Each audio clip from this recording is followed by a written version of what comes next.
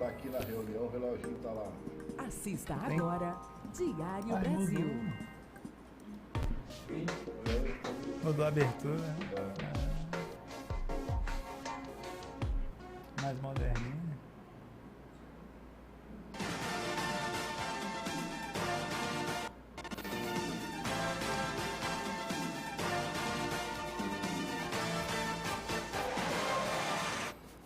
Muito boa tarde, Brasil.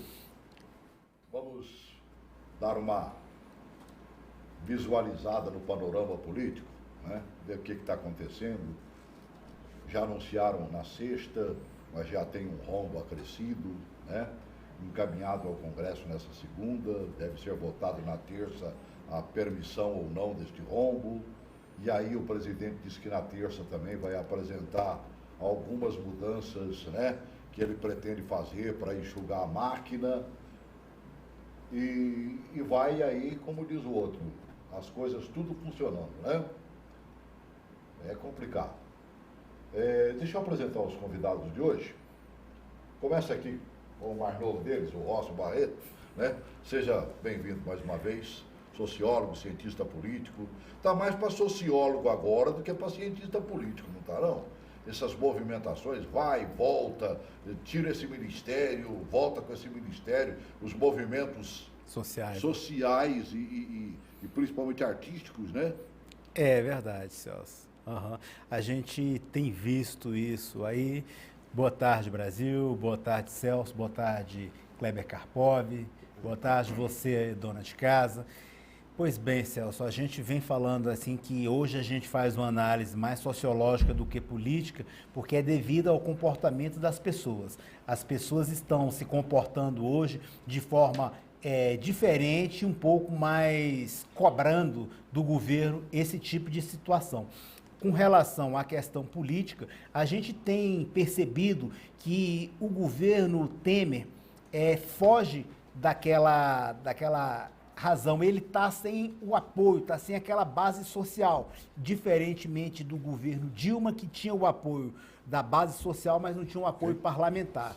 E hoje a gente tem notícias novas aí, como o Celso adiantou, sexta-feira o governo adiantou o superávit que o governo quer fazer, só que vai ficar com déficit, o governo quer deixar uma gordura, essa gordura para pagar as despesas com as dívidas dos estados, porém isso aí vai mudar um pouco nessa semana. Com certeza, com certeza. Bom, você já citou o nome, mas vamos lá, Kleber Karpov, mais uma vez, meu amigo blogueiro, meu amigo jornalista, né? Sempre conosco aqui, seja bem-vindo. Você viu que eu me apropriei do nome, né? Panorama Político, que é o que você vai fazer no rádio a partir de quinta-feira, não é? Exato, a partir de quinta-feira, na Rádio Candango, a partir das 20 horas, né? De 20 às 20 É uma rádio web? É uma rádio web, na verdade é uma rádio comunitária. Ah, comunitária. Ela pega então no 98.1? 98,1, se não me engano. De que região? Da Candangolândia ali? Do Paranoá. Paranoá? É do J. Rodrigues, não? Olha, eu não sei, não, é do não, Rajão. Não, porque o do J é Paranoá FM. É do Rajão, que é um... certo. Isso. E aí estreia na quinta-feira, né? E vai ao ar aí tanto na rádio comunitária e tem também aquela versão da rádio web, né? Vai também pela web. Tá certo. E aí é fácil, né? Candango FM. Candangofm.com.br. Exatamente. Vai ser que horas na quinta-feira? A partir das 20 horas. E logo no feriadão, hein, mano? No feriadão. Tá certo. Leva o Rócio lá. O Rócio gosta de falar. Já foi convidado. Né? Já foi? Já. Então tá bom, né? Bom, já que nós falamos tanto dos 170 bi, né? Coloca a matéria aí desse anúncio que foi antecipado, né? Deveria ter sido hoje, né? Mas aí os ministros anteciparam. Coloquei. Jucá e Meirelles afirmaram que são dados realistas. Essa palavra realista, por sinal, foi usada mais de uma vez. Além disso, os dois disseram que projetos que dependem de aprovação no Congresso, CPMF, por exemplo, não entraram nessa conta. O dado anterior, a previsão anterior, era de um déficit de 96 bilhões de reais, calculado ainda no governo Dilma Rousseff. Agora, o rombo é ainda maior, 170 bilhões de reais de déficit, uma diferença aí de 74 bilhões de reais. E o motivo, segundo os ministros que concederam coletiva aqui, é que as receitas foram superestimadas. O porquê disso não nos compete tentar avaliar o que foi levado em consideração pelo governo anterior. O fato é que foi superestimada a avaliação da Receita e, portanto, em consequência, a meta também foi superestimada. Bom, essa nova meta vai ser enviada para o Congresso já na segunda-feira. Primeiro passa pela Comissão Mista de Orçamento, depois vai a plenário. E isso, plenário, a previsão é votar em plenário na terça-feira, numa sessão conjunta, uma sessão do Congresso. Câmara e Senado se reúnem para votar. Para que ela entre em vigor, para que seja autorizado esse déficit, os congressistas têm que aprovar. Jucá, que é senador e agora ministro do Planejamento, se mostrou confiante. E ele mesmo disse que depois dessa etapa, mas ainda na semana que vem, vão ser enviados projetos ao Congresso, principalmente de redução dos gastos públicos. Nós estamos fazendo estudos profundos sobre a questão do gasto público, do tipo de vinculação, do tipo de relacionamento de despesa e de limite de despesa. Tudo isso está sendo discutido e, no momento oportuno, nós vamos também apresentar propostas que vão, de certa forma, reformular e dar mais garantia e controle e qualidade aos gastos públicos. E durante a entrevista, o ministro Romero Jucá também disse que não há vergonha em ser investigado, e sim em ser condenado. Foi uma resposta à quebra dos sigilos bancário e fiscal dele, autorizado pelo Supremo Tribunal Federal. Jucá é investigado por suposta fraude no repasse de emendas parlamentares. Ele teria recebido parte dos recursos federais destinados a obras no município de Cantá, em Roraima. Além desse peso sobre a cabeça do Jucá, ainda veio esse, né, do diálogo onde ele fala impacto para deter o avanço da Lava Jato. Verdade. Teve que vir a público, inclusive, para falar, né, sobre isso. Meu Deus do céu, vai. Essa era a bombazinha que você estava premeditando aí, falando antes que ia acontecendo? Não, como eu falei aqui, Celso, algumas vezes aqui, falei no programa que o que poderia impedir a Dilma de sofrer o processo de impeachment seria um cacique do PMDB ser preso. Porém, a justiça, até mesmo a mídia, não agiu com imparcialidade. Você pode ver que quando foi o Lula, teve uma conversa com a presidente Dilma, em menos de 2 horas, a conversa vazou para toda a imprensa ficou repetindo, todo momento, chamando as pessoas para a rua. Essa conversa do ex-senador Sérgio Machado com o senador Romero Jucá foi feita há mais de 2 meses e meio antes. Então, antes mesmo da Câmara votar o impeachment, ele já tinha feito essa conversa e, numa espécie de manobra, ele tentou obstruir não só a justiça, como também declarar para o pessoal do PMDB que a melhor forma de impedir a Lava Jato de atuar seria a presidente Dilma sofrendo impeachment. E eu estou falando isso com base na conversa que ele teve com o Sérgio Machado e foi divulgado hoje pela imprensa. Então, a gente percebe que o senador Romero Jucá não agiu com imparcialidade, muito menos a justiça, em só permitir a divulgação dessa conversa agora. Eu falo aqui novamente, a conversa que o ex-presidente Lula teve com a Dilma foi divulgada 2 horas depois. Já se passaram 2 meses e meio e a gente veio tomar conhecimento dessa conversa agora. Desse papo somente agora, né? Guardaram Exatamente. Bem guardadinho essa história, né? É verdade, com um pouco de imparcialidade. Até porque naquele tempo ele dizia, né, tem que mudar o governo, né, para poder estancar essa sangria, né? E a sangria é exatamente a questão da Lava Jato, né? Exatamente. Se essa conversa tivesse sido divulgada anteriormente, eu tenho certeza que a votação na Câmara e no Senado em relação ao processo de impeachment não seria a mesma. Talvez não tão vantajoso como foi, né? Sem dúvida. E aí, mano velho, como é que fica uma história? Hoje não se pode falar mais nada debaixo de um telhado ou de fora dele, Celso, uma coisa que eu sempre, que eu venho colocando há bastante tempo, é que não só no meio político, mas hoje não existe mais privacidade, né? Caramba, né? Desde que nós tivemos aí a evolução da internet, a evolução dos smartphones, que são computadores onde você grava, onde você escreve, telefona, anota, faz de tudo, é muito difícil e as pessoas se expõem a essas situações. Né? É muito difícil você não ser pego em situações constrangedoras, né?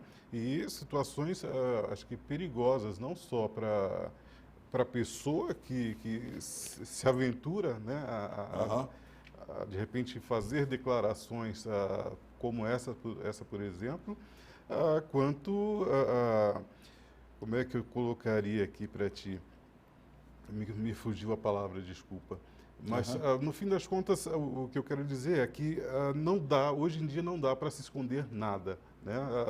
Por mais Chegou que a hora tente... que tudo será anunciado sobre os telhados. Exato, ou a pessoa é correta... Olha, Jesus Cristo antevendo lá 2000 anos atrás, ele já enxergava as parabólicas do mundo, as antenas do mundo, né? Exato. E hoje, então, com essa facilidade aí de se gravar tudo e se botar tudo nas redes sociais, vai muito rápido. Oi, Cícero, boa tarde. Uma boa semana para você, uma boa semana aí para os seus entrevistados. Certo. Obrigado. Não, eu só gostaria de saber assim, se os dois aí teriam uma opinião, até você mesmo. Certo. Porque você vê, ó, tá todo mundo aí enrolado, todo mundo, o pessoal da Dilma, tudo enrolado, agora esse pessoal do Temer também, todo mundo está enrolado. Eu gostaria de saber se vocês acham que isso aí seria só a tomada do poder pelo poder. Uma boa tarde para vocês, obrigado. Grande abraço. Isso é coisa para cientista político, eu tô fora, mano. Né? Sobrou para você, Rosco, né, Kleber? Boa tarde, Cícero. Todos nós sabemos que o objetivo principal de todo e qualquer político é o poder, independente de como seja conquistado esse poder. Tanto é que a gente viu aí, hoje a gente entende que quando o PT falava que é golpe, a gente não estava somente ouvindo uma falta de narrativa deles por não haver uma forma melhor de dizer o que estava acontecendo isso. Hoje a gente viu, com essa gravação do senador Romero Jucá e o ex-senador presidente da Transpetro, Sérgio Machado, que realmente havia uma combinação para que as coisas acontecessem dessa forma.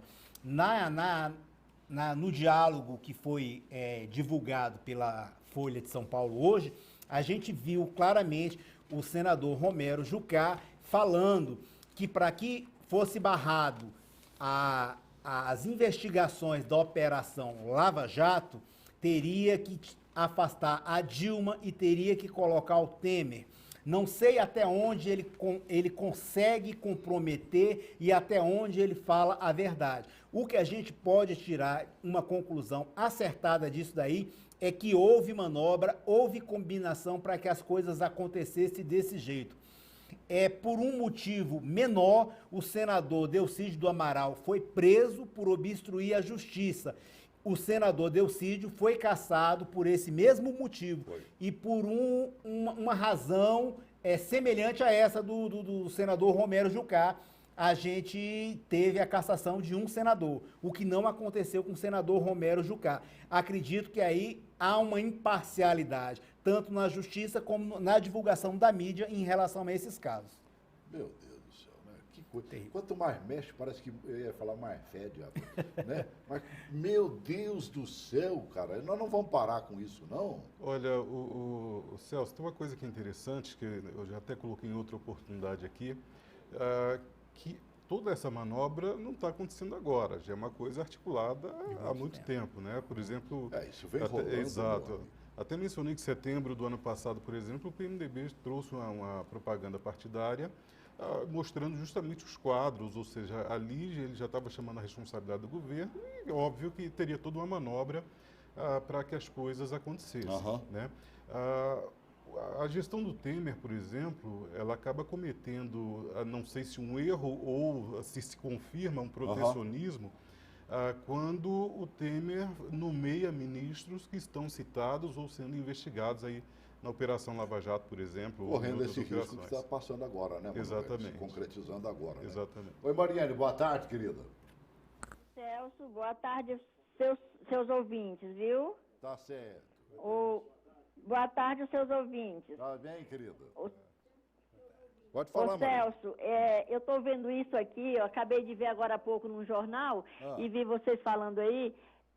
Será que não vai sobrar ninguém mesmo, só nós? Olha lá. Porque pelo que eu estou entendendo aí, eu não sei mais para onde a gente... Olha, me dá uma descrença tão grande, só de pensar que esse PT ainda pode voltar ao poder. Pelo amor de Deus, eu acho que tem que haver alguma solução para que essa coisa não aconteça mais, que agora realmente me deu medo. E eu estou vendo aqui uma matéria aqui no Face, por exemplo, a inversão de valores. Um auxílio para o presidiário, que está dizendo aqui, mostrando aqui, inclusive, a comparação da alimentação que recebe os alunos na escola e a alimentação que recebe os presidiários, né? Então, assim, eles recebem um auxílio reclusão de R$ 1.212,64, enquanto que o salário mínimo é de R$ 880.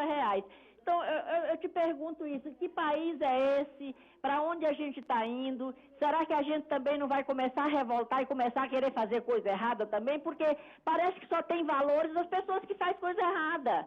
Quem luta pela justiça e quem tenta ser honesto nesse país, ele paga um preço muito alto. Verdade.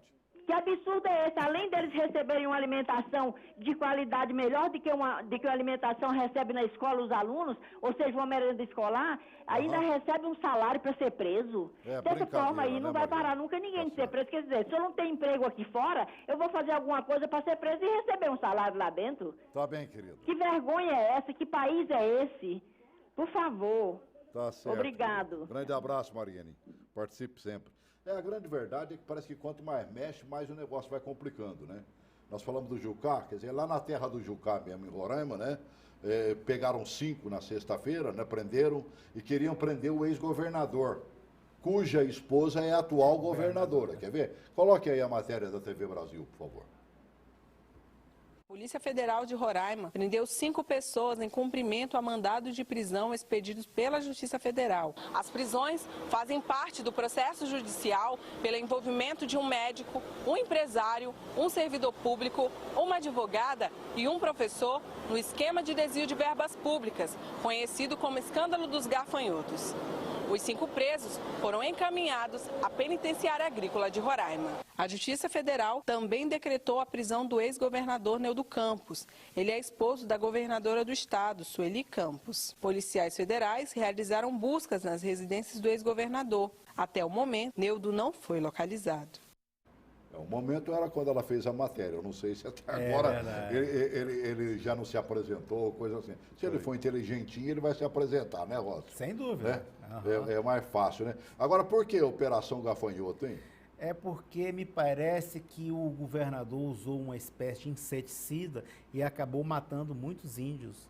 Porque no norte do país tem muitos índios e acabou matando muitos índios com uma espécie de inseticida que matava os gafanhotos e os índios se alimentavam dos gafanhotos. Aí tinha alguma coisa nesse sentido. Agora, Celso, respondendo um pouco a Mariene, Mariene, a questão da inversão de valores realmente existe, a gente está sofrendo uma inversão de valores mesmo, onde fazer coisa errada parece que está compensando. Mas com relação ao auxílio reclusão, eu posso esclarecer para você que é o seguinte: muitas vezes as pessoas colocam algumas matérias, algumas coisas que são inverdades.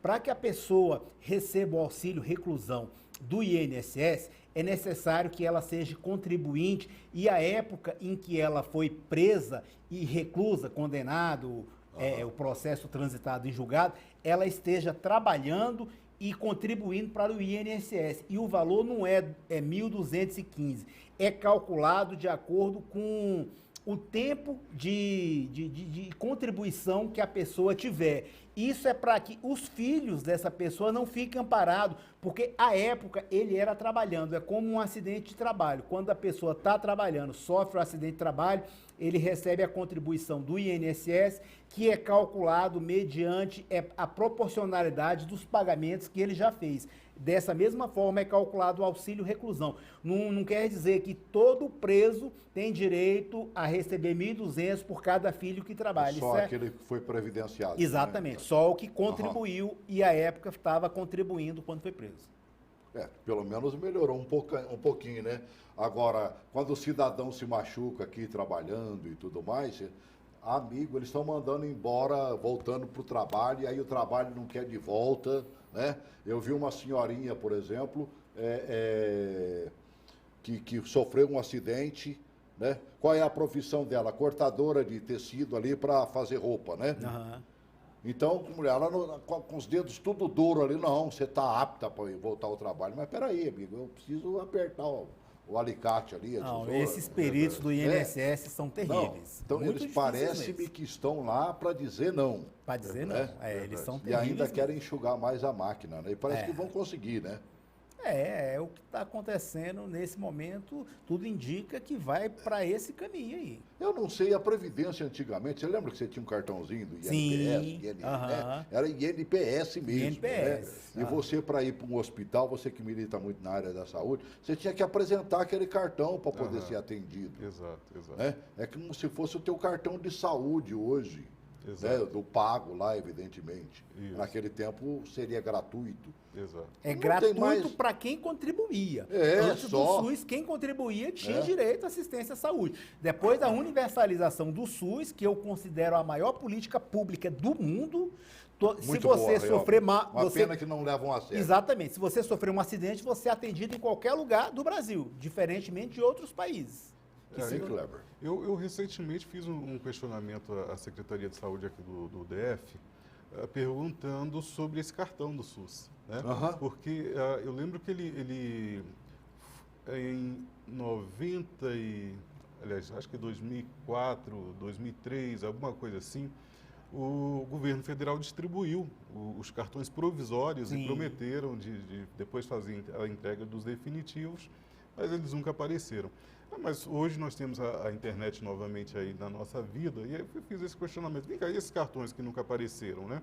Eles colocaram que, na verdade, hoje quando o paciente chega, o usuário chega no serviço, o nome dele é cadastrado, então provavelmente já fica notificado, ele já tem uma numeraçãozinha identificada, existe inclusive no portal da saúde do governo federal, a pessoa pode acessar, né, que é saude.gov.br. A grande verdade é que também esses órgãos públicos não acompanham o novo tempo da tecnologia da informática.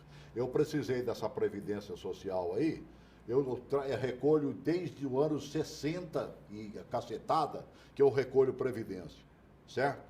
Aí, quando foi fazer minha ficha lá e tudo mais, que eles puxaram, não cadastrado. Isso. Se não guardo eu as carteiras que eu tenho e Exato. tudo mais, e não há nem como dizer que não sou cadastrado, só aqui na TV Gênesis eu estou cadastrado há 8 anos. Aí. Entendeu? Coisa recente, coisa do tempo já do computador. Exato, Né? exato. É verdade que eles continuam lá na fichinha, com certeza. É complicado, ainda é muito complicado. A deficiência é muito grande, né? Se você pegar, por exemplo, uma das críticas que vão de encontro aos grandes problemas da saúde, por exemplo, do Distrito Federal, vão de encontro à falta de informatização, né? Existem sistemas, mas eles não se comunicam entre si. Você tem a questão dos medicamentos, por exemplo. A CPI da Saúde apontou semana passada a falta de medicamento no hospital de base. Né? Essa madrugada eu soltei falta de medicamento no Instituto de Saúde Mental.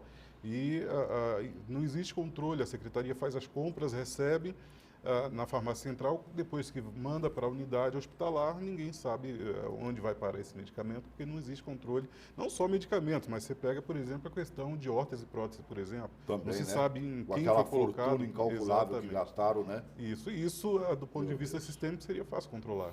É complicado, né, mano, velho? Mas nós precisamos de gente competente para gerir as E coisas. a falta de né? organização faz com que municípios e estados deixem de receber. Os municípios deixam de receber do Estado e os estados deixam de receber do Ministério da Saúde porque não tem o controle. Porque um camarada chega ali, o camarada veio do Amazonas e é atendido no Goiás. Aí o Goiás não faz o controle para receber o repasse daquela consulta pública e daquele gasto público que o SUS teve para Meu aquele Deus. estado.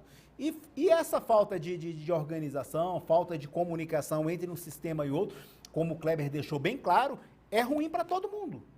Para os estados, para os municípios e para o governo federal.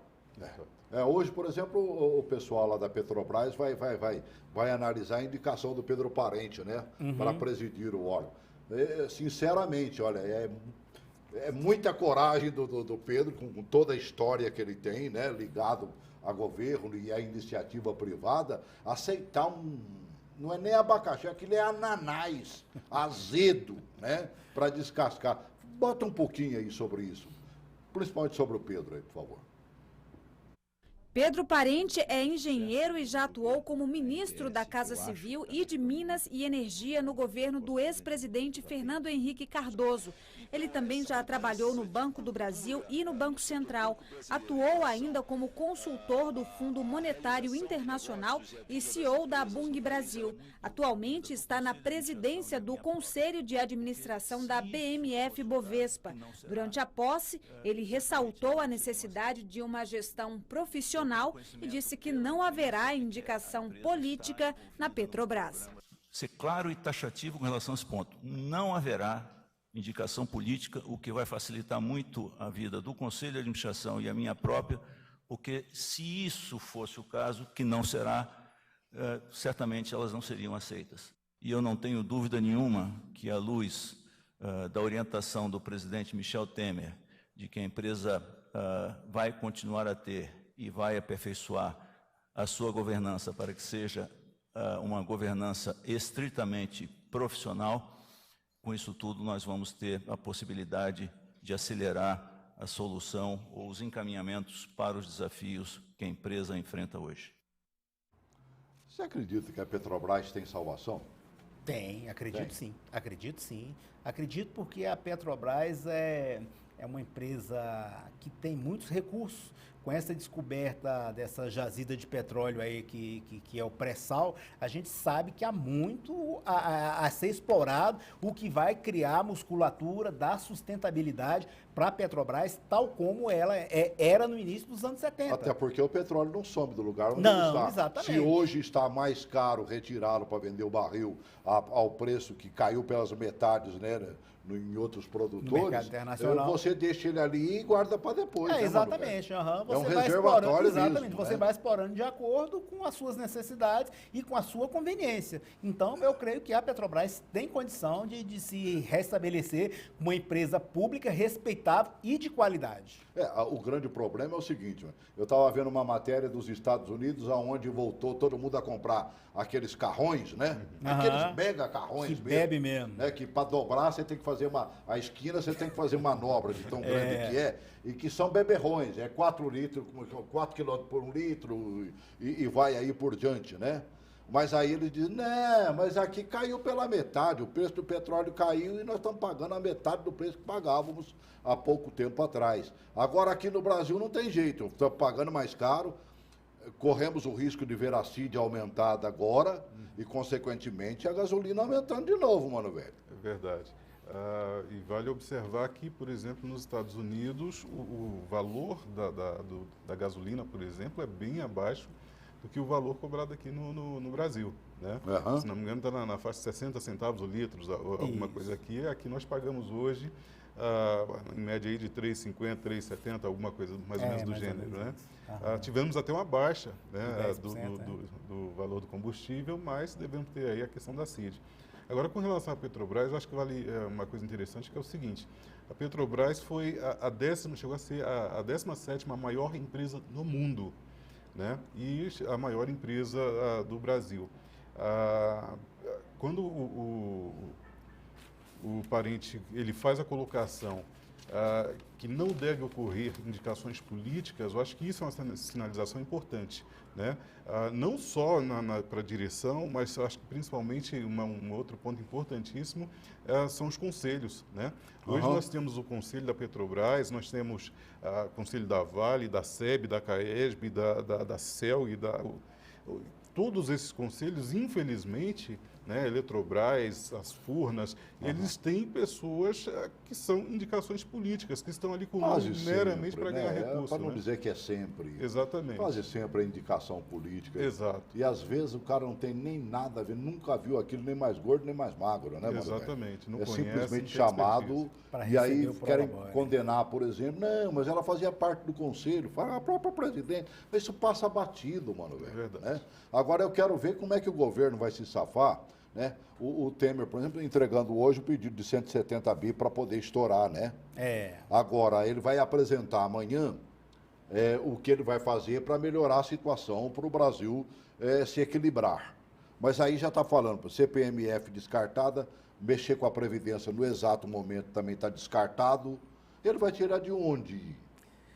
Olha, ele vai ter que apertar as contas. Não estou vendo de onde. De certa forma, ele vai ter que apertar de algum lado. Anteriormente, quando ele assumiu, ele falava numa reforma da Previdência. Aí eu volto a falar quando eu comentei agora há pouco com relação à questão do Cícero, a questão do poder. O governo Temer, diferentemente do governo Dilma, ele não tem base social. Ele construiu, com esse processo de impeachment da presidente Dilma, uma base parlamentar forte que tem condições de aprovar todo e qualquer projeto que o presidente encaminhar para a Câmara.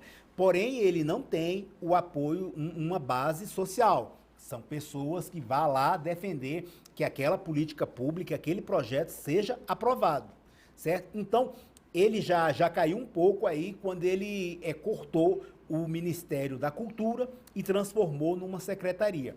Houve protesto dos artistas, os atores, enfim, todos os artistas do Brasil fizeram protesto, fizeram uma carta, ele voltou atrás e vai recriar o Ministério da Cultura. Então, ele não tem base social. Agora, como ele vai apertar o cinto aí para tentar fazer essa economia, com esse déficit que chega a 170 bilhões, e sendo que ele quer deixar os 20 bilhões, de 15 a 20 bilhões de gordura para pagar as dívidas dos estados, eu creio que ele não vai conseguir, se não voltar a CPMF ou um outro imposto aí. A Previdência agora está descartada. Fala você, já que você citou isso aí, o pessoal disse que não vai sair lá do lugar que eles ocuparam no Rio de Janeiro, não, ligado ao Ministério. Quer ver? Coloca aí, por favor. Mesmo com a decisão de recriar ou de não esfacelar o Ministério da Cultura. Coloca aí.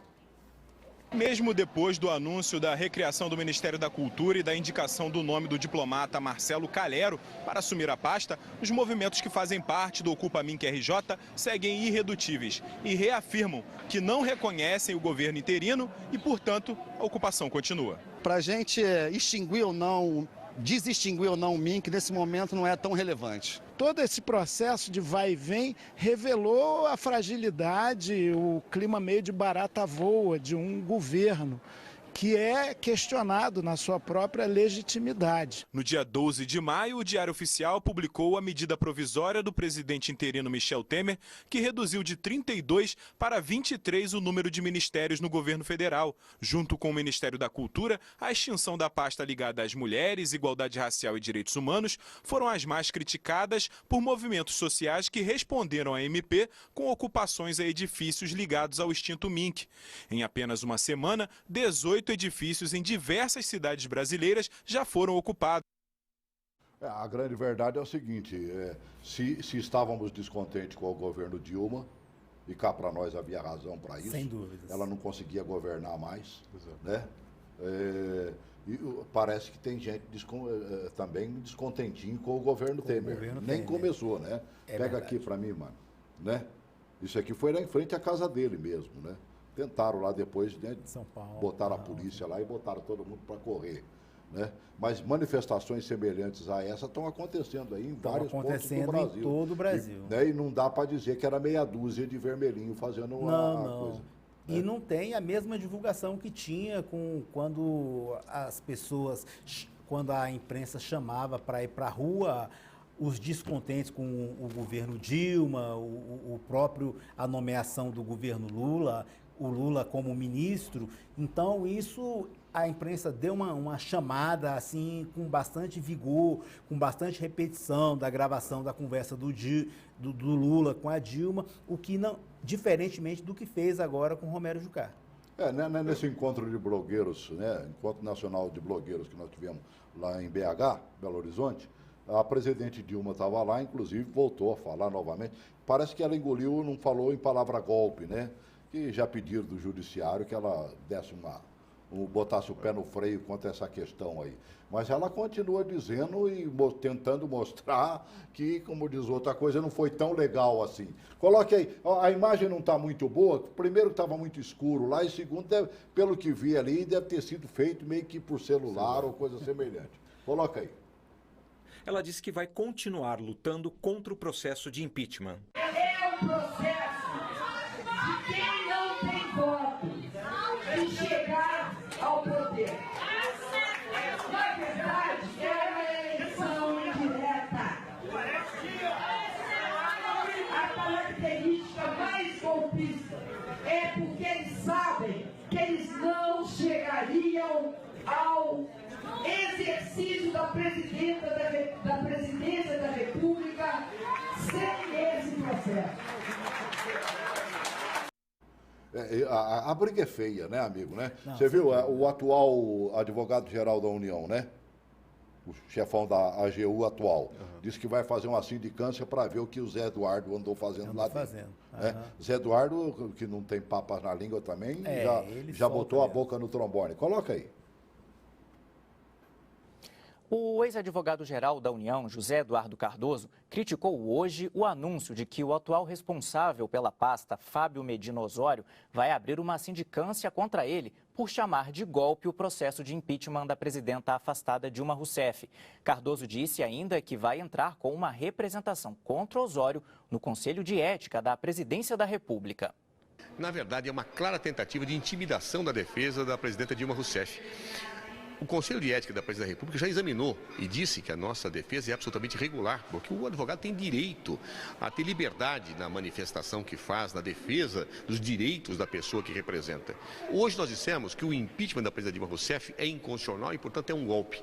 Isto foi dito também pelo próprio doutor Fábio Osório Medina há um ano atrás, quando, apreciando a possibilidade de impeachment da presidenta Dilma Rousseff, ele afirmou que o impeachment sem base constitucional é um golpe. Portanto, é uma perseguição, uma tentativa clara de inibir a defesa, o que não vão conseguir. Em nota, a Advocacia Geral da União afirma que a comissão de sindicância, que vai averiguar as declarações de Cardoso, é imparcial. O grupo vai ser instalado na próxima semana e terá 30 dias para finalizar os trabalhos. A AGU disse ainda que o objetivo desse processo é aperfeiçoar a instituição e apurar as atribuições do advogado-geral para representar agentes políticos nesses processos. Até porque corre o risco do atual presidente também precisar do advogado-geral da União, Sem né, sombra de dúvidas. Há um pedido lá de impeachment para ele também, né? E que pode valer, né? Não houve uma decisão do Supremo. Não, ainda não. Pode vir a responder. E com relação a essa expressão que o PT, o governo, sempre usou com relação a golpe, até ontem a gente via isso como uma falta de narrativa para justificar o que estava acontecendo para a sua base. E com relação, depois dessa gravação que teve do senador Romero Jucá com esse senador Sérgio Machado, a gente vê que houve uma certa conspiração para que o processo de impeachment fosse aprovado. Talvez para obstruir a Operação Lava Jato, talvez para colocar o Temer e ele colocar alguns panos quentes. É a leitura que a gente faz. Eu não estou afirmando que isso aconteceu. De acordo com as gravações que foram feitas, o que dá a gente entender é isso.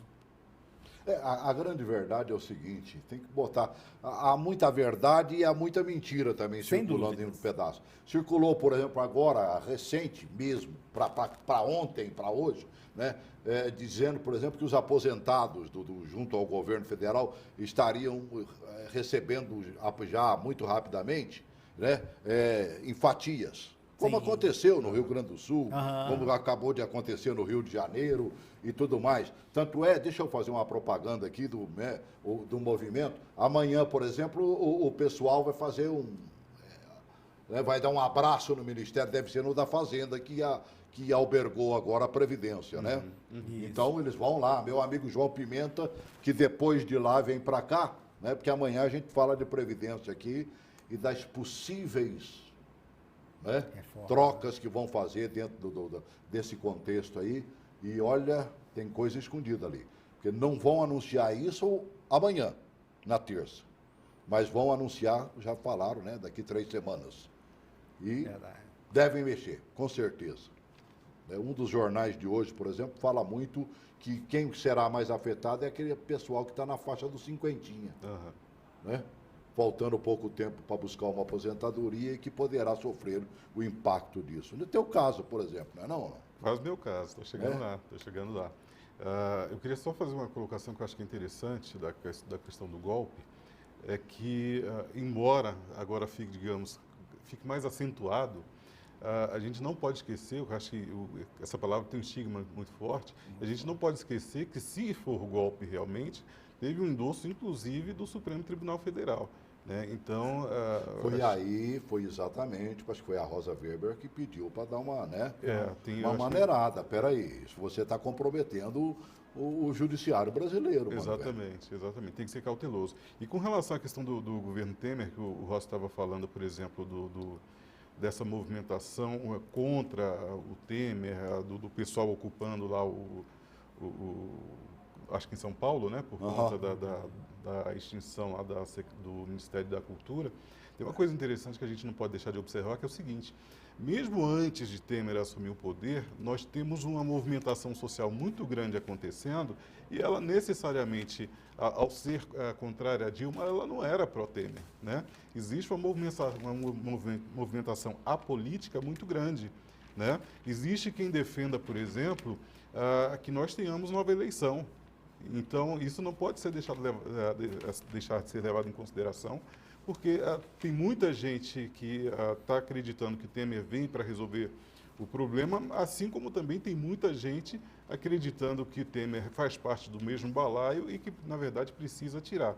E nós temos aí na Câmara Federal mais de 60 investigados na questão da Lava Jato, no Senado também nós temos um número expressivo, né? E há quem peça e defenda novas eleições. A única coisa que realmente, por exemplo, eu gosto é de ver, por exemplo, que um governo assume e pensando no futuro, mano velho, né? Essa matéria do Jornal de Brasília, por exemplo, né? Para sair do buraco, pacote de concessões elevará investimento. Governo Temer herda projetos que permitem busca de recursos empresariais. Ele já está falando aqui em ações para mais 2 anos aí, ou um pouco mais do que isso, já deixar, como diz o outro, em andamento, no próximo governo que chegar, se é que não seja ele mesmo, né? Diz que não, mas até lá, como diz, faça um bom governo para ver se não vão, as forças não vão pedir para que ele permaneça e que ele concorra, né? Mostram ele como favorito. Essa é que é a grande verdade. Eu acho que está na hora do governo começar a pensar e fazer ações para edificar o seu estado, o seu país e tudo mais. Não cair, por exemplo, como agora. Olha aqui, já estamos falando em Brasília, por exemplo, né? Pegar isso aqui, que isso aqui realmente me deixou de cuca quente. Em 8 dias, gastos de um ano inteiro.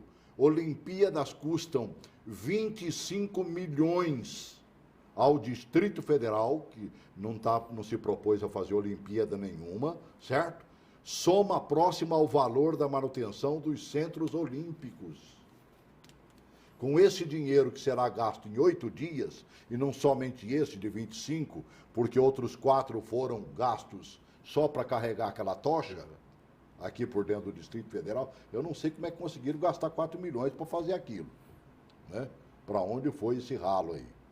Agora, 25 milhões, nós estaríamos dando uma base sustentável aos centros olímpicos, mano, velho.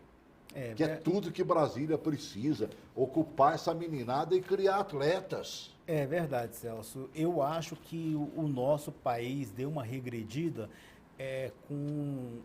trazendo a Copa do Mundo de 2014 para cá e essas Olimpíadas de 2016. Não era a hora, o Brasil, né, mano? Não era a hora. O Brasil não estava preparado e não passaria nenhuma vergonha. Não era a hora. A contrapartida que o país recebe de turista e de outras coisas não é nada comparado ao gasto que se faz. Aquela cidade olímpica do Rio de Janeiro é um valor incalculável. Você vê os estádios, as obras que foram feitas para os estádios aí, terrível, obras inacabadas no metrô do Mato Grosso do Sul e diversos outros estados. Que era para estar pronta. Que era para estar pronto em 2014 para a Copa do Mundo. Pode ter certeza que das Olimpíadas vai sobrar um bocado aí. E das Olimpíadas vai muito dinheiro pelo ralo. o Brasil não estava preparado para receber nem Copa do Mundo, nem Olimpíadas. Como você próprio falou, o dinheiro gasto, o que foi investido nisso daí poderia ter sido revertido na saúde, no transporte, na educação. Para o próprio esporte, Emanuel. Exatamente, para o próprio esporte também. Mente vazia, oficina do diabo, ocupa a mente dessa meninada, sabe? E não só dentro do quadrilátero do Distrito Federal. Nós temos responsabilidade para com as nossas crianças, os nossos filhos e netos que estão no entorno de Brasília. Seus pais vêm trabalhar aqui. Nós temos que oferecer a santa oportunidade daqueles meninos de lá também terem um acesso a um centro como esse, né, para praticar esporte e não ficar na rua aprontando por aí ou à mercê daqueles que gostam de mentes vazias. É complicado. O Brasil tem que parar com essa história de gastar tudo à revelia e depois meter a mão no bolso do contribuinte. Olha o comércio fechando as portas aí.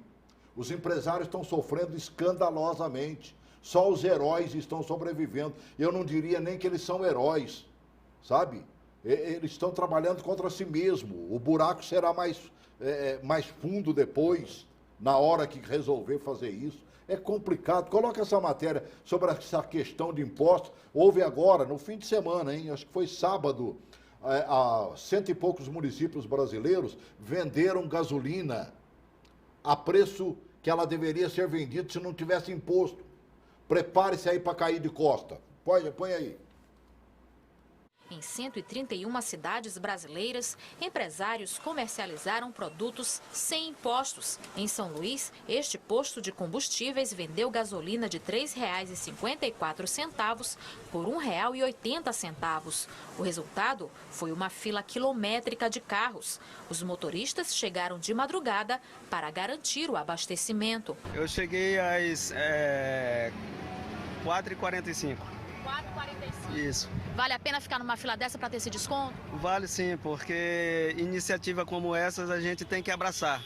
Além de repassar o produto sem imposto, o objetivo do evento é chamar a atenção sobre o peso dos tributos em cada produto. Tem pessoas que não têm acesso a alguns serviços e produtos por realmente não poder e por conta do imposto ser muito alto. E o que a gente busca também é essa conscientização de que o retorno não vem para a gente da forma adequada. A carga tributária do nosso país, que representa 36% do produto interno bruto, é tão criticada quanto injusta.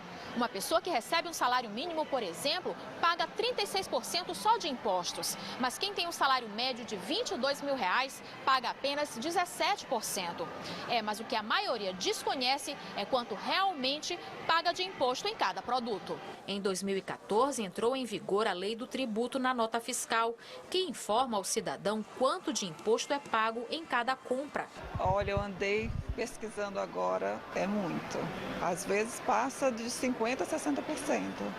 Você costuma olhar a nota fiscal quando você faz essa compra? Não, mas agora eu vou observar mais. Então, enquanto isso, a moça falou 60%, é verdade. Vai comprar bebida, você está pagando um imposto quase que total do preço ali. Cigarro, a mesma coisa. Perfumes, a mesma coisa. Produtos de beleza, a mesma coisa, né? E o pior é o seguinte, remédio, o que o Reguf anda, por exemplo, pedindo faz tempo, né, para se cortar os impostos dos remédios e tudo mais, é outro também que nos arrebenta, como diz o outro, por dentro e por fora e no bolso também. Para a gente arrematar aquele quase 1 minuto e pouquinho. Bem, a minha mensagem final, a minha conclusão final desse programa, Celso, é que a gente deve estar atento, principalmente na hora que a gente vai votar. Eu posso até ser repetitivo em muitas coisas, Celso, mas o que constrói o Congresso Nacional são as eleições municipais.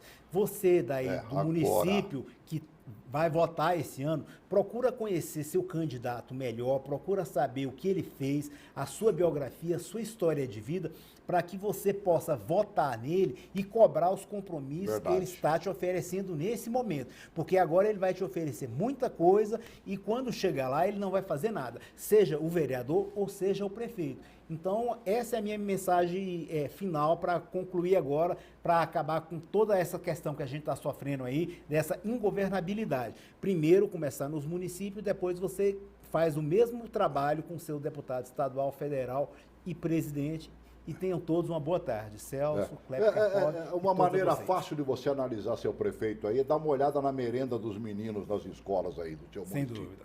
É um dos lugares onde eles estão botando mais o dedo e criando uma ferida, porque eles comem bem na casa deles e deixam os meninos passando fome nos colégios. Ou comendo bolachinha com leitinho, como diz os meninos lá de São Paulo, que estavam batendo de frente com o Alckmin lá. E isso num estado poderoso como o de São Paulo. Embora também, de tão poderoso que ele é, arrecada muito, mas está devendo muito mais do que arrecada também. Para a gente arrematar, lembra de novo o seu programa na quinta-feira, Rádio Candango FM. Bom, Candango FM, rádio, programa Panorama Político, né, que vai ao ar todas as quintas-feiras, de 20 às 22 horas. Você encontra ela, para quem mora na região ali do Paranoá, né, que você falou? Isso. 89.1, não é isso? Isso. E para quem não, pega pela internet, que pega limpinho, bonitinho, né? candangofm.com.br. Tá certo. E vai ouvir. Você parece que tem uma colega, né, que vai fazer junto. Isso, uma jornalista, a Priscila Rocha, vai estar fazendo o programa comigo. Tudo bem. Um dia eu vou lá te visitar. Tá aí. Né? Vai sim. Obrigado por ter vindo. Obrigado por estar conosco. Obrigado. Tomara que aconteça alguma coisa de bom, né? Que seja verdadeira realmente essa colocação dos 170 bi, certo? Ela pelo menos não traz embutida a CPMF, então sinal de que não virá esse novo imposto, não traz questões da Previdência ligado também, tomara que isso, sabe, seja um alívio. Agora que amanhã ao anunciar, que na terça-feira ao anunciar, né, os seus novos projetos e tudo mais, traga um pouquinho mais de prosperidade para o Brasil, dê trabalho para muita gente, sabe? Porque o efeito cascata funciona também em termos trabalhistas. Quando você coloca uma empresa grande para fazer um determinado serviço, você está sublocando, você está terceirizando e você está fomentando o comércio, a indústria e tudo mais. O que o Brasil está precisando é entrar nos trilhos e ir avante, mesmo que seja naquele do velho trenzinho, né? Mesmo naquele de lenha, mas devagar e sempre, mesmo que demore muito, ele acaba chegando lá. Grande abraço.